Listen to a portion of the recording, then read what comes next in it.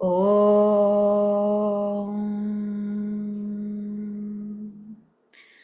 Om.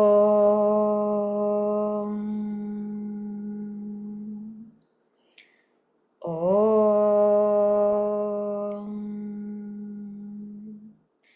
Om Sahana Bhavatu Sahanau Bhunaktu Saha Viryam Karavavahai Tejasvinavadhitamastu ma vidvishavahai.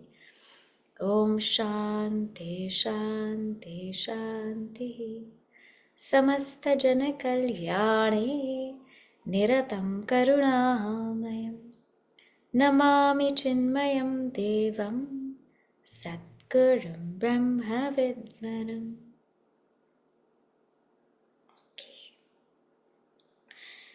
So we are on page 171 of your book. So if you look at 171, I'll chant from there.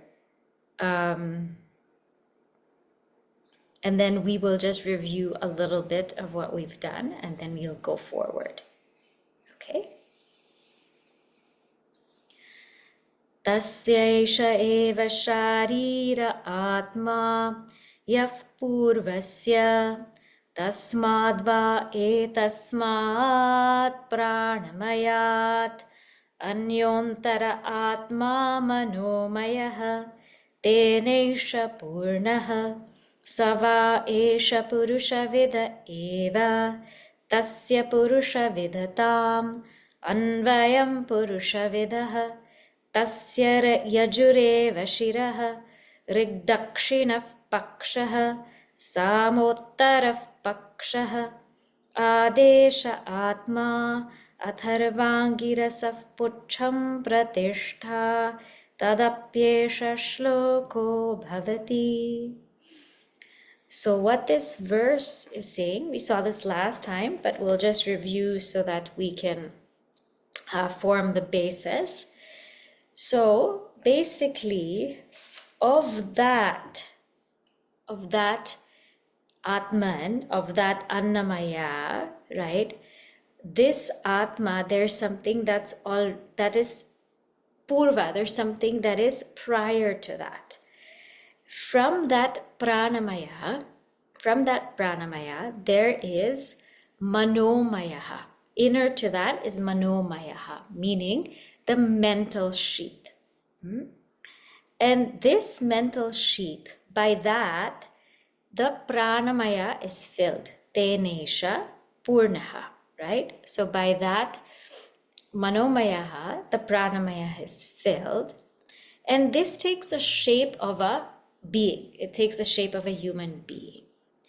And in this shape, right, the head is the Yajurveda. So tasya yajureva shiraha. The head is the Yajurveda. Rigdakshinah pakshaha. And the right side is the Rig Veda.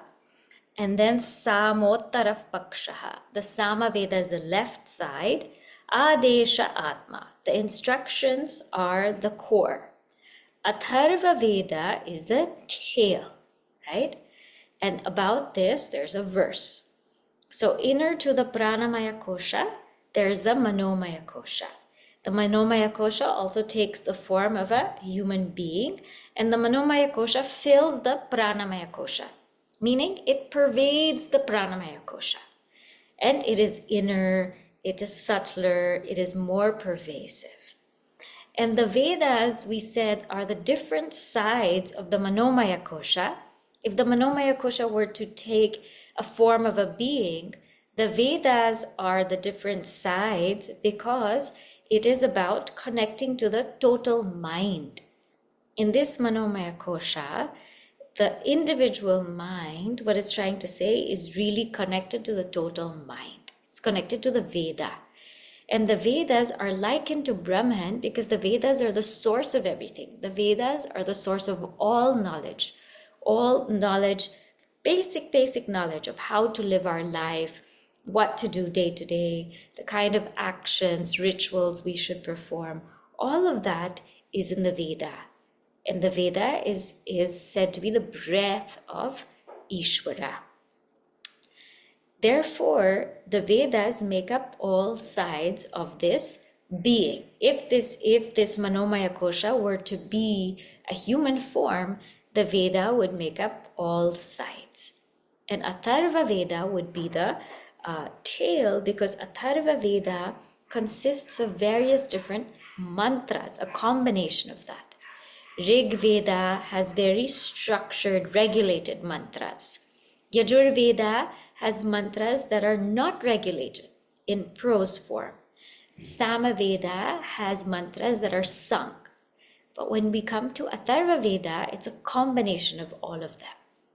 And the Adesha, the injunctions, the instructions which we are supposed to follow, they form the core. Now, there's a shloka about manomaya-kośa. And that's now on page 176 in your book. So I'm going to also read that, and this is where we left off last week. Yato vacho divartante aprapya manasa saha anandam brahmano vidvan nabibheti kadachaneti tasyaisha eva sharira atma yaf purvasya. Okay, so here it says that yato vacho nivartante, from where all speech returns.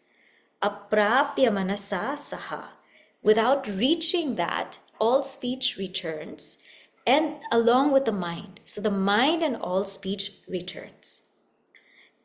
What happens then? Anandam Brahmana Vidvan. He who knows this has the bliss of Brahman. Nabibheti kadachan iti. And this being does not have fear at any time. So first we'll see this. Here it's not talking about Brahman per se, but it's talking about that total mind, a total mind. So when the individual tries to comprehend the total mind, tries to reach that total mind, they come back. We cannot think of the depth of the total mind, and we cannot even speak about it. When we try, we come back, because the cosmic mind is so vast, it's so deep, it's so infinite. But the beautiful thing is, when one recognizes their unity with the cosmic mind, they experience bliss. And they do not fear. All their fear, it vanishes. Now, this can be likened to in the Bhagavad Gita, in chapter 11, where Arjuna asks to see Sri Krishna's universal form. He says, I want to see you. I want to see you in totality. And this is definitely not Brahman, but this is his universal form.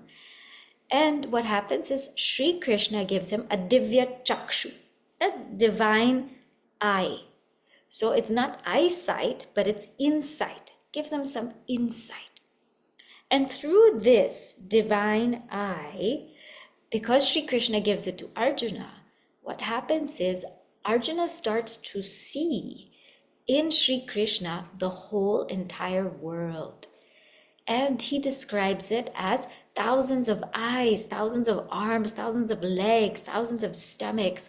Everything is in there. Light, fire, water, air, everything. Even the Pandavas, even the Kauravas. Arjuna himself saw himself in that. So there was a bliss because he saw totality. He saw how the whole world is actually interconnected. And because of that, he did not have fear. Even if he described it as 1,000 arms and 1,000 stomachs and 1,000 legs, at some point he became completely speechless. And he also became frightful at one point. But Sri Krishna assured him that don't worry, everything is in its place, everything is as it should be. And when Sri Krishna assured him, then that fearlessness came. So fearlessness here comes when we connect to totality, comes when we surrender to that divinity. In the Mahabharata, there were many instances where Arjuna was faced with lots of trials, lots and lots of trials. But because he was connected to Sri Krishna, who symbolizes totality, his fear was lost. There's a beautiful story, a beautiful incident where Duryodhana, he criticizes Bhishma. You know, Bhishma is the commander of the army of the Kauravas, of the opposing party. And he says, you aren't fighting like you should fight. You're such a great warrior. You're so powerful, but you're not fighting well. Is it because you're attached to the Pandavas? Is it because, you're so drawn to them that you're not doing your duty as a warrior? And Bhishma gets upset at Duryodhana and says, tomorrow I am going to vanquish those Pandavas. I am going to show them the craziest battle ever. And Bhishma takes this vow. He says this statement. And Bhishma is a very, very great warrior. He's on the opposing side. Now, what does Arjuna do? Arjuna hears that Bhishma is going to be a riot in the battlefield the next day. And he goes to his quarters and he prepares to go to sleep. And Krishna asks him, didn't you hear what Bhishma said? He's gonna be in a fierce battle tomorrow. He's gonna cause a lot of riot tomorrow. Didn't you hear what he said? And Arjuna said, yeah, I heard. But you're there, right? As long as you're there, I know and I trust that I will be okay. So I'm going to sleep and you will take care of it. And Arjuna went to sleep. So whenever we're connected to that totality, we are able to surrender. We're able to surrender and able to know that the universe, God expressing as the universe, will take care of us and we will be absolutely fine. We don't really need to worry. And the fearlessness comes through this. Fearlessness comes because everything is God. We're connected to totality. So what have we to fear? I gave you the example before of Ananda Mahima, who was on a ship and the ocean was roaring. The storms were approaching and the ship was rocking. And all she could say is, look at the beautiful melody, the beautiful music that the waves are making. She's not afraid. So that being who's connected to totality knows that everything is only God. And that if ever I am to fall, where am I going to fall? Only at the lap of God. And God will take care of me. The universe will take care of me. Therefore, there's a sense of security. There's a sense of ananda, a sense of bliss. And there's a sense of fearlessness. And this is the manomaya-kośa. So the manomaya-kośa is our minds, but not only connecting to our individual minds, connecting to the total mind, which is symbolized by the Veda mantras.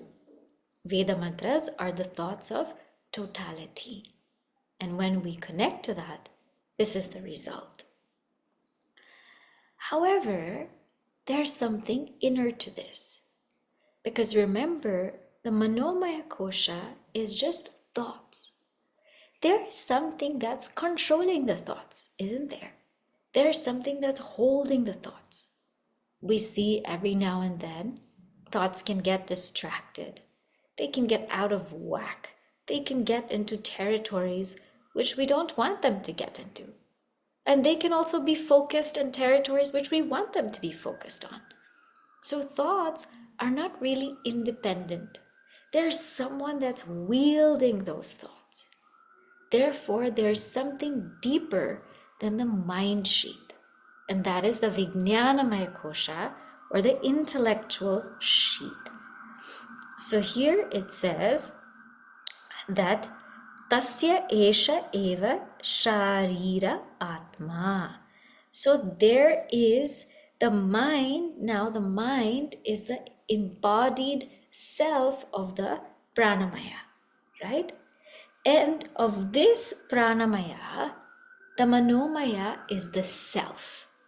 Of this pranamaya, the manomaya is inner to that. However, now there's something even more inner, right? And this is now on page 181 of your book, and I'll chant that portion. Tasmadva etasman manomayat anyontara atma vijñānamaya tenaisha purnaha sava esha purusha vida eva tasya purusha vidatam anvayam purusha vidaha tasya śraddhaiva shiraha ritam dakshinav pakshaha satyam uttarav pakshaha yoga atma mahaf pucham pratishta tadapyesha shloko bhavati. Now we enter into the vijñānamaya-kośa. Tasmatva etasman manomayat. So then this manomaya-kośa, anyontara atma vijñānamaya. There's something inner, as I said, because there's something controlling the thoughts. That's vijñānamaya-kośa. Tena esha purnaha. By that vijñānamaya, the manomaya is filled. Sava esha purusha vida eva. It is of a human form. Now again, it's taking a human form. Tasya purusha vidatam. And its human form, anvayam purusha vidaha, takes after the earlier one. So takes after the manomaya-kośa. Of that vijñānamaya-kośa, because now it's taking a human form, the head is Śraddhā. Tasya Śraddhaiva shiraha. The head is faith. Ritam dakshina pakshaha.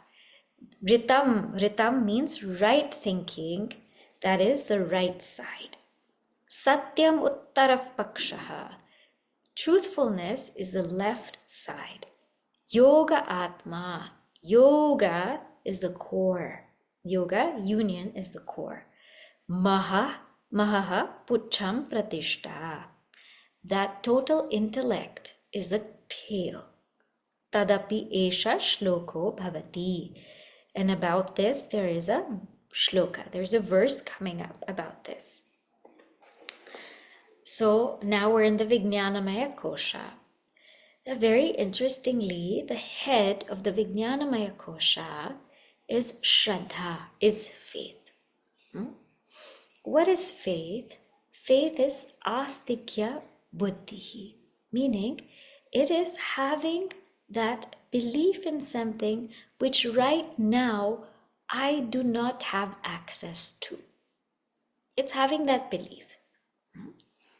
And faith here, in the commentary also, it's very beautifully said, without faith, we won't move. Without faith, we won't put forth effort. Without faith, we cannot walk on the path. So the first thing in the intellectual realm is faith. And sometimes the intellect cannot submit to this. It becomes very hard. When it comes to regular day-to-day life, we don't really question.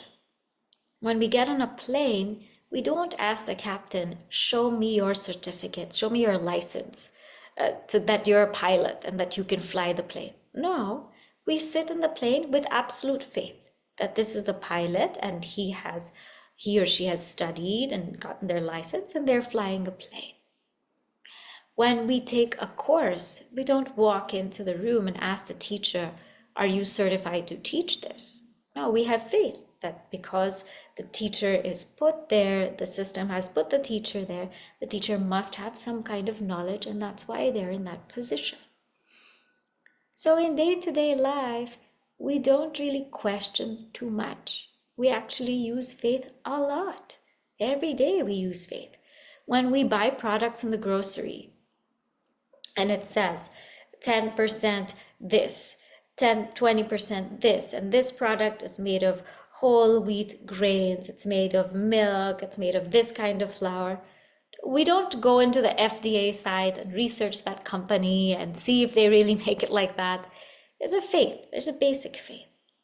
So here, even in our shastras, when it comes to scriptural study, that śravaṇam, that listening, starts with faith. But a very beautiful kind of faith, which is open. It's open, that I don't understand this right now, because it's beyond my mind, it's beyond my senses, it's beyond what I can really grasp, but I'm open to it. It's an openness, and I trust that there's something there.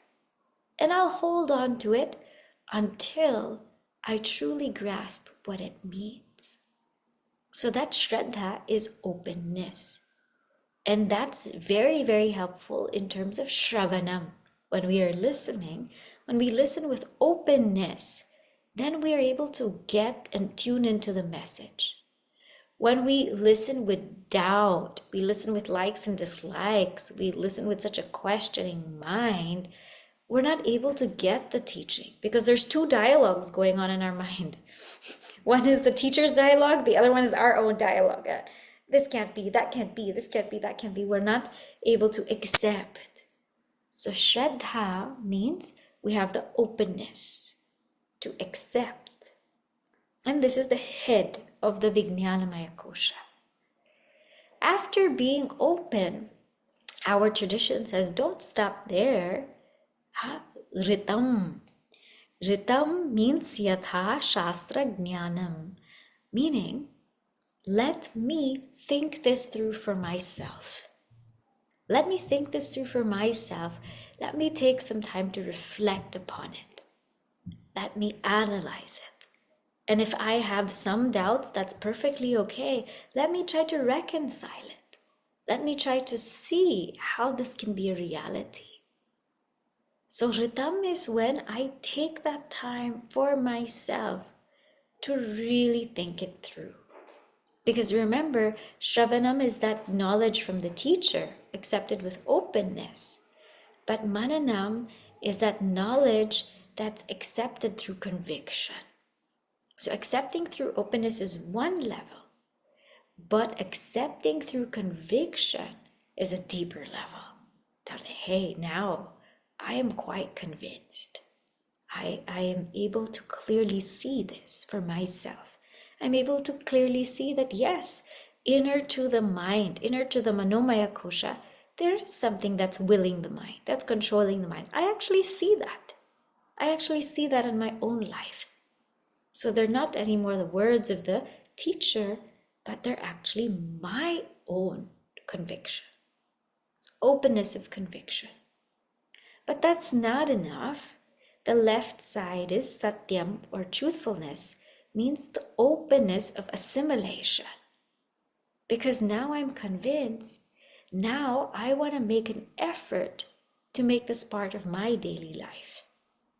If I am convinced that I'm not my body, I'm not this body, how am I assimilating that into my life? If I'm convinced that I'm not the pranas, how am I assimilating that in my life? Am I able to live up to that conviction? That is what truthfulness means. Truthfulness means, can I actually live up to my conviction? Can I live up to the values that I have begun to embrace? That's called satyam. Satyam. And that's one of the foremost values in Vedanta. Because if we cannot even live up to our convictions, how are we going to live up to the fact that we are that eternal, changeless reality? We won't be able to do it.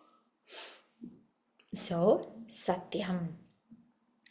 And then here it says, yoga atma. Yoga means that union, my whole entire personality now has become integrated. And that is the yoga. Yoga means that integrated personality. Now my life is conflict free. In the Bhagavad Gita, we call this as vyavasayatmika-buddhi. Vyavasayatmika-buddhi comes in the 2nd chapter. And it says that when the intellect has one goal, is integrated in one goal, life becomes very easy. That's the yoga. But when the intellect has so many different branches, so many different goals, that's where all of the confusion starts. As I mentioned in our Bhagavad Gita class, what is spiritual life? Spiritual life is when life is about one thing. That's it. Life is about one thing. You take your life and you make it about one thing. You make it the pursuit of God realization. You make it the realization of the self, same thing. You make it evolving to the best that I can be. Whatever it is, but you take your life and you make it one thing. And when we do this, when we take our life and we make it one thing, then it's very easy because every field just connects to this. Whether it's career, whether it's family life, whether it's social life, we're very clear that everything has to connect to my sole purpose in life. And if it doesn't connect, then why am I engaged in it? Because I have made my life about one thing. So this kind of person who has made their life about one thing, then they have absolute clarity. Absolute clarity. And this is also in daily life, whenever a company is connected to one vision. Let us say the welfare of all beings is connected to that. Then there's absolute clarity in all fields of that department, all fields of works, absolute clarity. Is it serving this purpose? If it's not, then why are we engaged in it? That is the yoga. That's the yoga. When we become integrated. And the tail of the vijñānamaya-kośa is what we call mahat. Mahaha here is mahat. Mahat means the total intellect. So just like the mind was connected to the total mind, here also the intellect is connected to the total intellect. It cannot exist without it. And what that means, that will be clarified in the upcoming verse. Now, if you see your page 186, I'm going to chant that portion.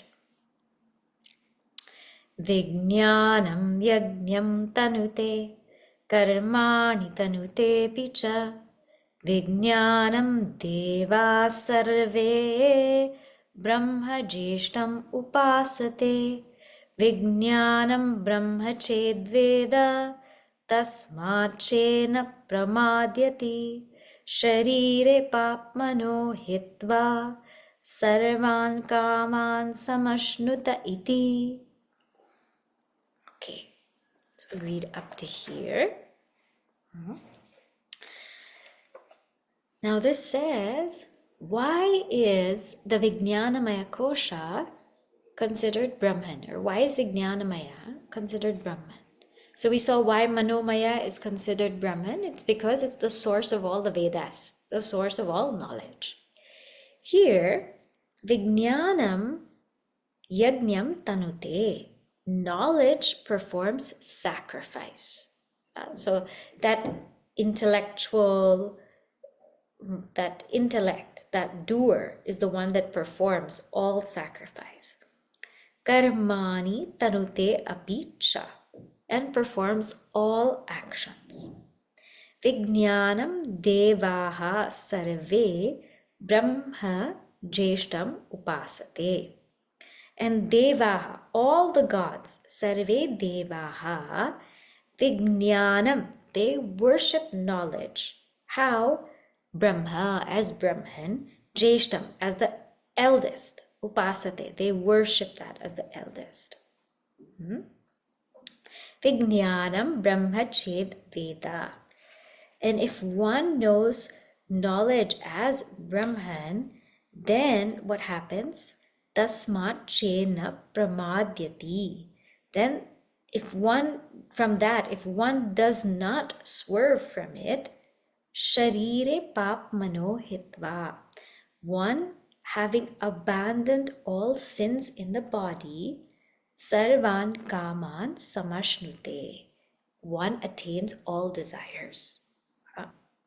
So what this means, so I'll break it down. So this vijñānamaya-kośa is worshipped as Brahman because it's actually the doer. It's the doer. It's the one that's responsible for everything. It's the one that performs all sacrifices, the one that makes all the decisions, the one that orders, the one that rationalizes, the one that judges. That is called the vijñānamaya-kośa. Manomaya-kośa are the thoughts. But the vijñānamaya-kośa is the one who wields the thoughts. So therefore, that is subtler, that's more superior. And the vijñānamaya-kośa performs all the actions and enjoys all the actions, experiences them too. Now here it says, sarve devaha vijñānam brahma jeshtam upasate. So one meaning is sarve devaha, all the sense organs and all the mind, they worship the intellect as the eldest, the intellect as the prime, because it's the intellect that makes all the decisions. But another meaning here is Brahma means Hiranyagarbha, or the total intellect. So all the individuality, it worships totality. This can be seen in our Puranas and our Itihasas. Whenever the devatas, the gods and goddesses, are in trouble, they go to Brahma. They say, oh no, we don't know what to do. We don't know what to do. This Rakshasa or this demon is causing so much trouble. They go to Brahma, right? So here, Brahma symbolizes Hiranyagarbha, or the total intellect, where all individuality comes to totality. Vijñānam brahma ched veda. And if one knows that vijñānam, that knowledge to be actually totality, that individual knowledge, individual doer, individuality, if one knows that individuality to be one with totality, and if one does not swerve from it, then having renounced or having left that identification with the body, that sense of identifying with the body, they attain all desires. Okay, so this whole thing here is actually understanding how we're connected to totality. And when we understand how we're connected to totality, then we rise from the individual body level. Identifying with individuality is the biggest sin. Is the biggest sin. Now, how are we connected to totality? Jay had asked this question and I had explained that it's from Mandukya Upanishad. I thought today we could reflect a little deeper on this, because this is a sadhana. This is a spiritual sadhana, and it is one of the biggest sadhanas. If we are able to take up this sadhana of constantly connecting ourselves to totality, we will become purified easily. And all these things will become so incredibly clear. Now, we think at so many levels, we are one. Now, I'm not even speaking about the level of consciousness, because that comes later. When we realize that we are Brahman, we are one. But I'm even speaking about the daily life. In daily life, we are actually one. Actually one. There's actually no two. So we'll start from very basic level. Level number 1. Level number 1, we are one because we are all seeking the same goal. Everybody's seeking happiness, right? Nobody is seeking to be sad. Everybody that we know, even ourselves, all we are doing is we are seeking happiness. Every day, this is what we do. We might think we're seeking money, but we're seeking money to be happy, to get peace. We might think that we're seeking power, but we're seeking power to be happy. So from the very fundamental level, we are one in that we all have one goal. There's no other goal actually. The only goal, everybody is seeking Brahman, but they don't know that it's Brahman. Right? Level 2. We are one because each of our thoughts, words, and actions affect each other. We are affected by each other's thoughts. If we're in a room, somebody maybe has very disturbed thoughts, you will feel that energy, you feel that vibration. If somebody has said a very nice word to you, that affects you. And if somebody said a very negative word, it affects you also. And definitely if somebody does something nice to you, you feel like doing something nice for everybody, for the next person that comes. I mean, this is clearly seen in today's world, where you put up a post on X, right? In 1 minute. And then how that one post that you put up on X or Facebook, how many people does it have the power to affect? By that one post, actually economies can crumble. So just imagine, right? This is possible. And then by that one post also so much hope and positivity can come. So we are so dependent on each other because everyone's thoughts, words, and deeds have the power to influence each other. The third level is, if we think about it, actually we are not interdependent. We are drawing lines. Okay, this is the line of my body, right? But actually my body doesn't start and end here. Okay? We are drawing a line of a tree. Let's say a tree, when you draw a tree, you see leaves and you see the trunk and you see the roots, and we call that tree.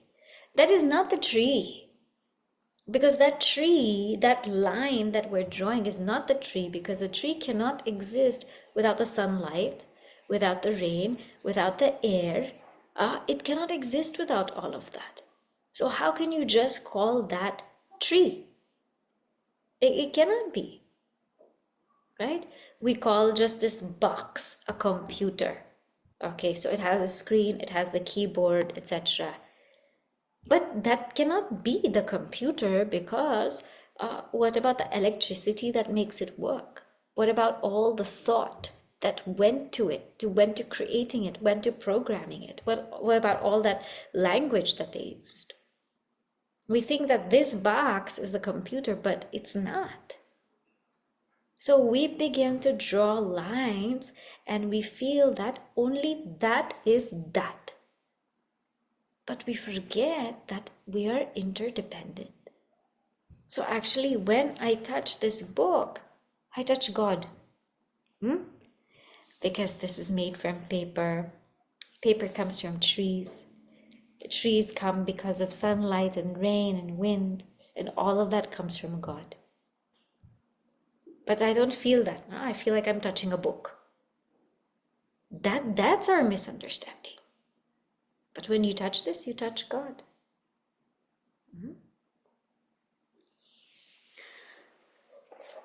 So level 3. Level 4, our year 1.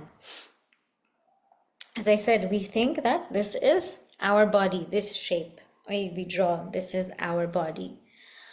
Actually, it's not like that. Not that this is our body, not that we are made of 5 elements, right? We are 5 elements in the sense that it's like you take the whole earth and sculpted out of this earth is the body, sculpted out of it.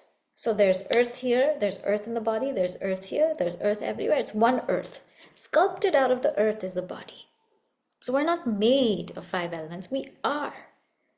If you take water, it's just one water. Sculpted out of the water is the water in this body. Annamaya-kośa. You take fire, sculpted out of that heat, that sun that provides heat in the whole atmosphere, sculpted out of that is the heat in this body. So in this way, actually, you cannot separate. Like outside is earth, this is also earth, this is also earth, this is also earth. We're just sculpted out of one earth. We're just sculpted out of one water. So even in the annamaya-kośa, in the food sheath, we are one. We are really one. And if you take food away from us, we cannot survive. Cannot survive. So this is food, that is food, everything is food. Food, food, food.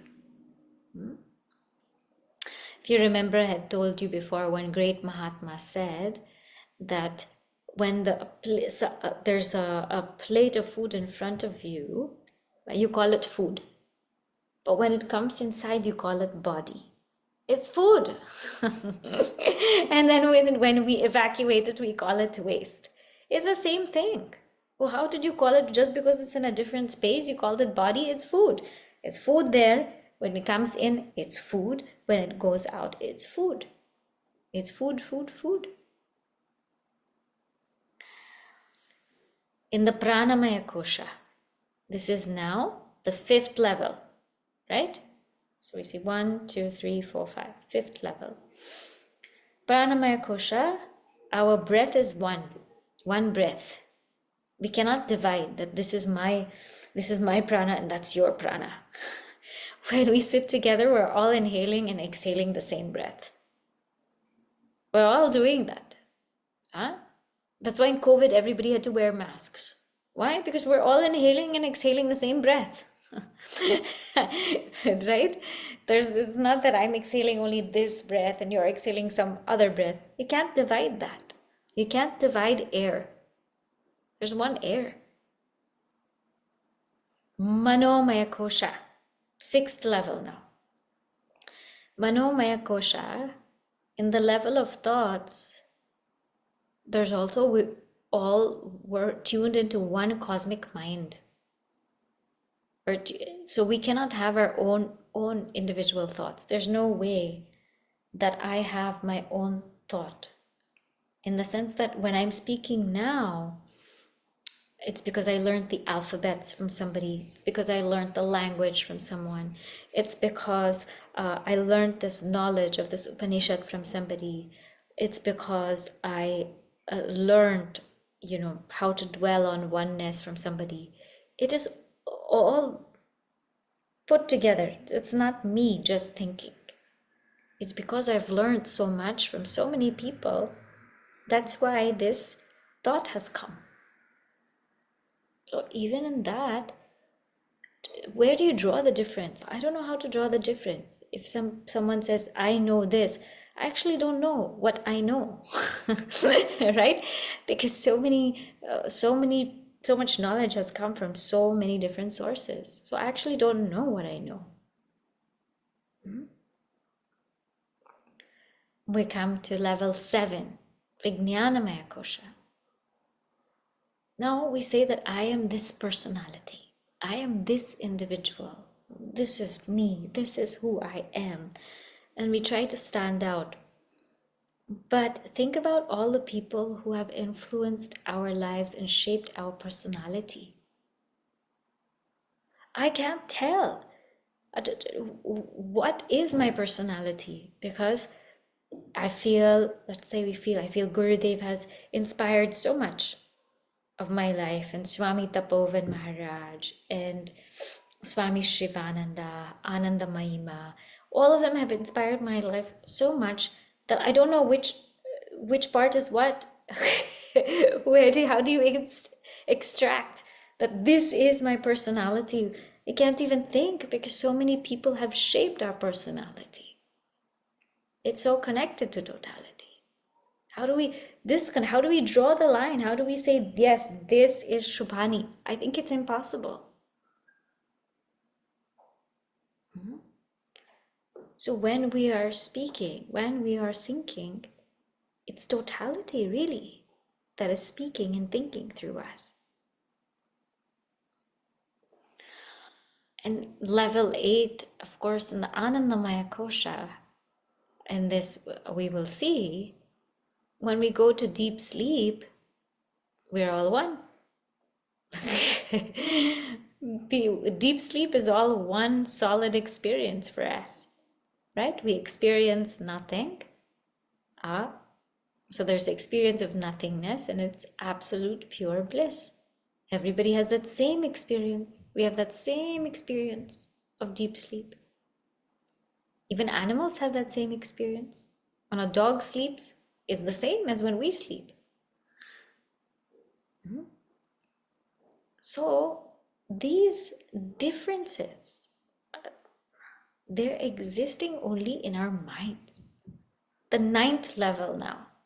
9th level is difference exists in the mind. When the mind is active, when it's alert, all differences come into play.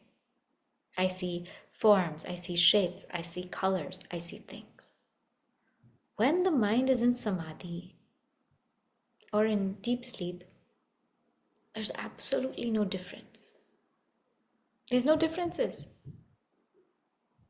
So difference, manyness, plurality, it comes in what is called vikshipta chitta. When the mind is moving, when the mind is acting, all differences happen. When the mind is withdrawn, there's no difference. So even if we look at day-to-day life, not even going to Brahman, we are one. This is what it means for individuality to surrender to totality. Even if we look at it this way, we are absolutely one.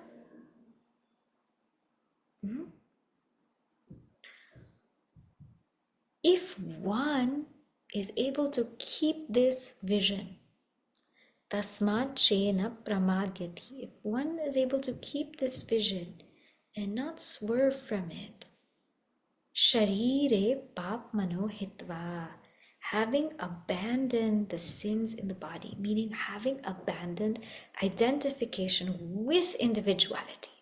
When one is able to rise from this, because of surrender to totality, realizing our connectedness to totality, then we enjoy all desires, or we attain all desires. Why? Because we have no more individual desire. There's no more individual desire. How can we have individual desire if we have risen above our individuality? Cannot. So we attain all desires because our desires now are for totality. It can be in any field, any field. Let us say there's a doctor, and the doctor who has not risen above their individuality maybe might practice in the field of medicine to make money, to make a name for themselves, to become famous. They might practice in that way. And when their practice is solely about themselves, solely about making money, making a name for themselves, trying to get power, their minds will be incredibly agitated, going up and down, because the whole time they're trying to protect their ego in their profession. That's all that they're trying to do. In this profession, in this field, I'm just protecting my ego. And therefore, there's going to be a lot of agitation, a lot of anxiety, a lot of pressure, a lot of stress. But when one practices in the field of medicine, now with the vision of totality, because one has understood that there's no individuality. One practices with the vision of totality. Let this practice of medicine heal people, help people, nurture people. Because their vision is for totality, more people will come and help them in their vision, because it's benefiting all. And the whole exercise is not to protect the ego, in that it's actually to dissolve the ego. May I lose myself in totality. May I help others. May I serve others. May I do what I can for others. Because the vision is so noble, vision is for totality, everybody comes to help. And thus those desires are fulfilled. Because when one has desires for the benefit of totality, the whole of totality will come to back it up. And it will express. But when one has a vision of individuality, people will run away from that person also. Right? This is how one gains their desire. One gains all desires, because all desires become noble. This we can see in the lives of great saints and sages. They have become satya sankalpa. Satya sankalpa means that all of their resolves are only for the benefit of totality. And because they have lived a life of truth, whatever they envision, it comes true. And not only they enjoy, that's the beauty about it, but everybody enjoys. So this is the vijñānamaya-kośa. Of course, inner to this is the ānandamaya-kośa. And what exactly that is, we will see next time. Okay? So just to summarize a few points, what we saw today, inner to the manomaya-kośa is the vijñānamaya-kośa. Why? Because that's the doer. That's the one who controls, who regulates, who focuses thoughts. And that vijñānamaya-kośa is that the head is faith, openness of acceptance. The right side is ritam, right thinking, the openness of conviction. The left side is satyam, truthfulness, the openness now of assimilation, assimilating into our lives. The core of it all is yoga, integrating one's life. And the tail is mahaha, that is the total intellect. And the idea is that those who do this worship of vijñānamaya-kośa, what is the worship of vijñānamaya-kośa? It is surrendering individuality to totality. Those who do that and who begin to recognize that only totality exists, then they are able to move away or lift themselves from the body identification and enjoy all noble desires and see them come to fruition. Right? Okay, we'll stop here. I'll say the closing prayer.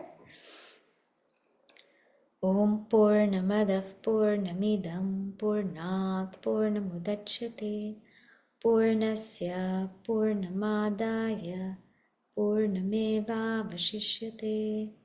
Om Shanti Shanti Shanti. Harihi Om Shri Gurubhyo Namaha. Harihi Om. Okay. All right.